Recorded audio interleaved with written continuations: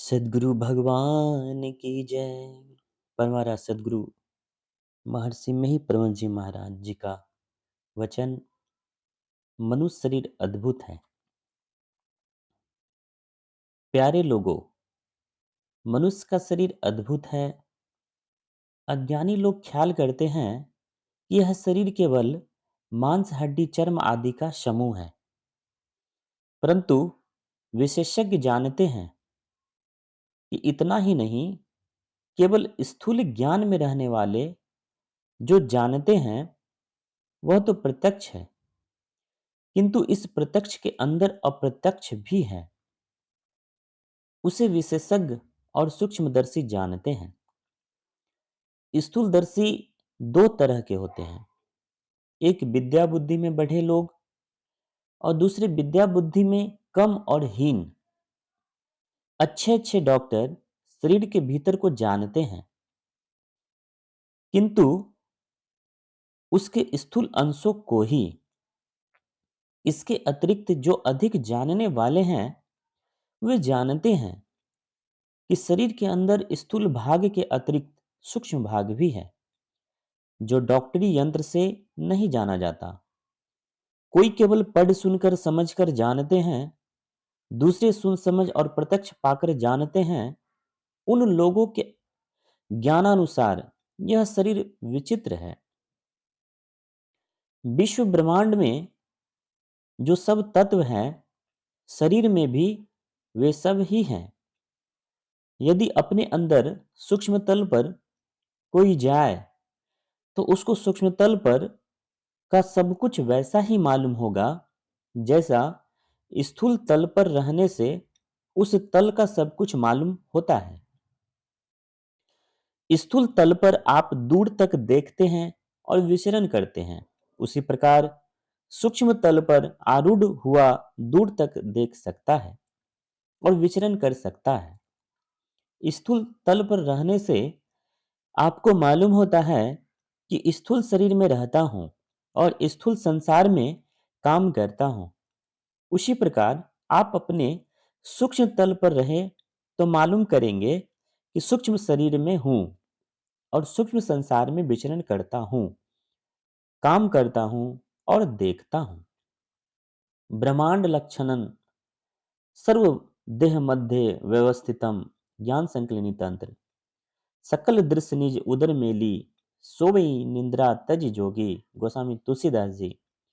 जो जग घट घट माही समाना, घट घट जग जीव माही जहाना। पिंड माही ब्रह्मांड ताही पार पद ते ही लखा। तुलसी ते ही की लाड खोली तीनी पट भीनी भई। तुलसी साहब सागर मही बूंद, बूंद मही सागरो। कबनु बुझे विधि जाने, उत भुज चलत आप ही करे चीने। आपे ततु पछाने। गुरु नानक साहब। बूंद समानी समुद्र में यह जाने सब कोई। समुद्र समाना बूंद में बुझे बिरला कोई। कबीर साहब। संपूर्ण ब्रह्मांड शरीर में है और सब देवता भी इस शरीर के अंदर है। आंख में चंद्र सूर्य का, कान में 200 दिशाओं का, नाक में अश्विनी कुमार का, मुंह में अग्नि देव का, जिह्वा में वरुण का, हाथ में इंद्र का और पैर में उपेंद्र। वामन वामन अवतार में श्री विष्णुदेव ने उन्हीं के यहां अवतार लिया जिनके यहां इंद्र ने अवतार लिया था। इंद्र पहले जन्मे थे और ये पीछे, इसलिए उपेंद्र कहलाए। कवाशा है पुनः मूलाधार चक्र गुदा चक्र में गणेश का। स्वाधिष्ठान लिंग चक्र में ब्रह्मा का। मणिपूरक नाभि चक्र में विष्णु लक्ष्मी का।